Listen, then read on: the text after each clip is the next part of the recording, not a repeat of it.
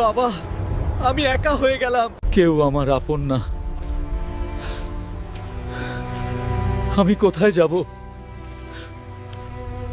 এটা কিসের গর্ত?